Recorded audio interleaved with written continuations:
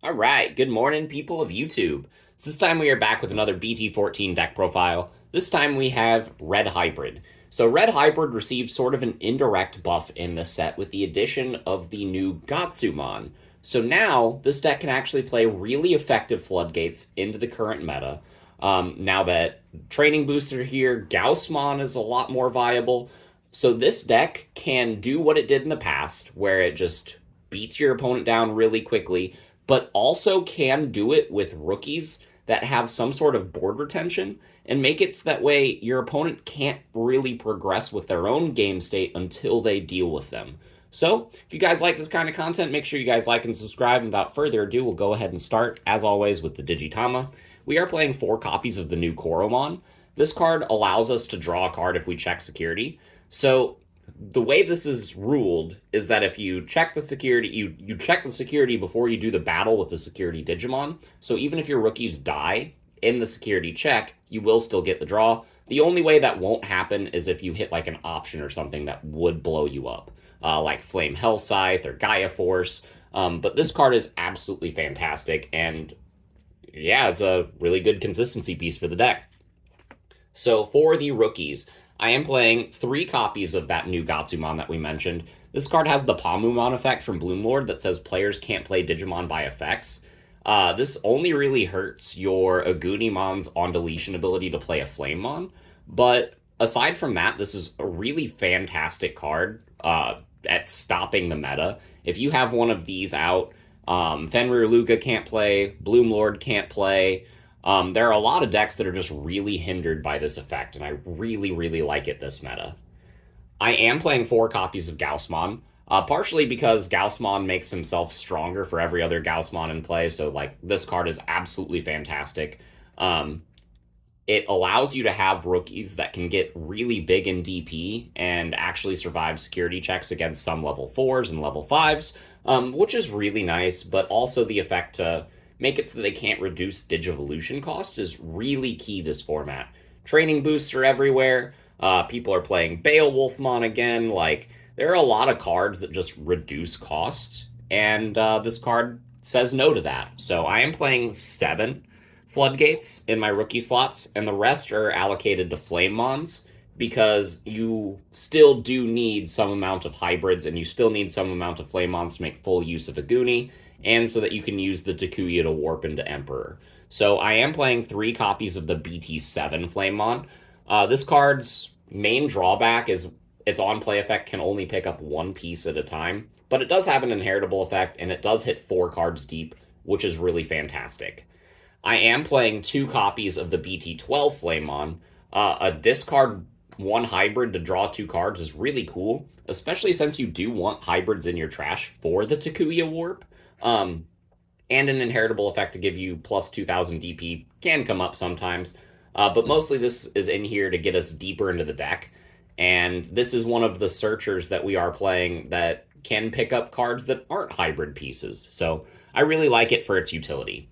And then to round out the rookies that are red, I am playing a single copy of the BT4 Flamemon.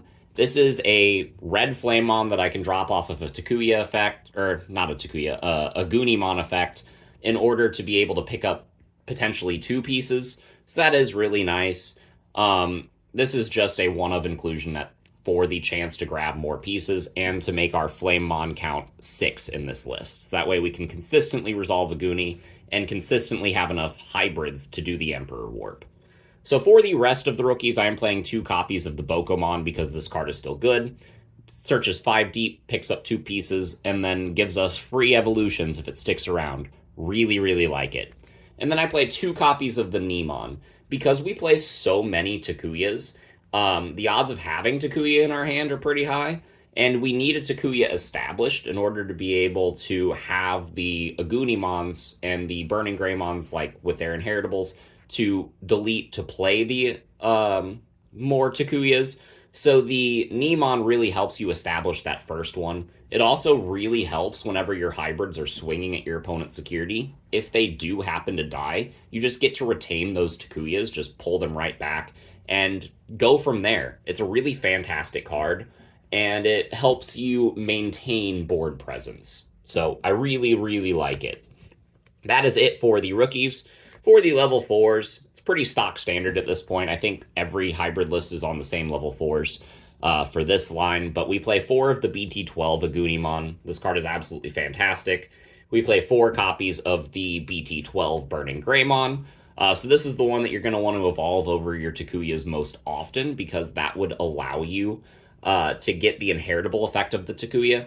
This card will give itself plus 2,000, the Takuya will give it plus 2,000, and then Takuya's threshold for its inheritable activating is being at 10,000 or more DP, so that gets you there, and it's really, really important for that. And then I play 3 copies of the BT7 Burning Greymon for the ability to blow up small bodies. There are a lot of decks like Blue Hybrid, like Bloom Lord, like even Yellow Vaccine that just gets a lot of smaller Digimon in play that this can really mess up. And I really, really like it for that utility. Not only that, but playing 11 Hybrid seems like the magic number. For the rest of the Digimon, we are just playing the 4 copy of the Aldemon from BT7. This card has a fantastic inheritable effect that gives you a pseudo-delicate plan-like effect. And when Digivolving, it just gets extra DP. Not only that, but this card is just really cheap to evolve into if you have a Takuya in your sources, making it only a 1-cost Evo, unless they are playing the Gaussmon. So, again, Gaussmon really comes up. Aldemon really comes up. This is the best level 5 that you could be playing in this list. So, for the level 6s, I am playing 3 copies of the Emperor Greymon from BT12 and a single copy of the Emperor Greymon from BT7. So this ratio is a little bit different than some people's. I actually really value the BT7 Emperor Greymon. And if I was going to go up to 5 Emperors, I would actually bump this one up before I bumped this one up to 4. The security attack +1 on this is really fantastic. The ability to delete something is really fantastic. And its on deletion to play a Takuya is also really good. But I really like the blitz that the BT7 one provides. A lot of times you will evolve into Hybrid, evolve into Aldemon, and then if you go into Emperor Greymon, you would pass turn without being able to attack.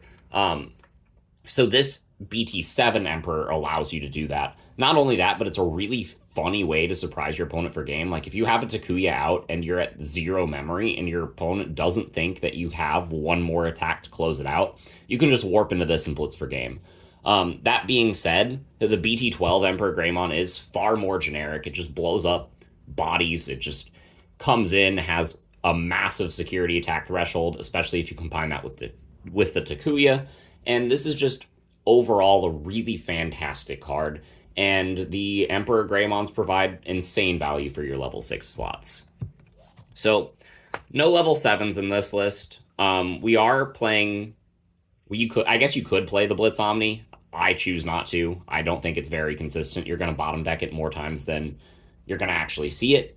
So we're just going to jump right into the Tamers. We are playing the obligatory 8 Takuya. The 4 from BT12 and the 4 from BT7. These cards are fantastic, and you have to play the full 8 package here. The ability to warp on top of this Takuya, the BT7 one, to get an Emperor Greymon is really cool. I think this card's inheritable effect is stronger, but the BT12 will be a memory setter for you, guaranteeing you can at least play the 1 hybrid. We only have a couple cards left in the list. They are all options. I am playing 3 copies of Atomic Inferno. This card is your standard red hybrid aggression piece, giving you sec attack +1, an additional 3k, and punishes your opponent for blocking you.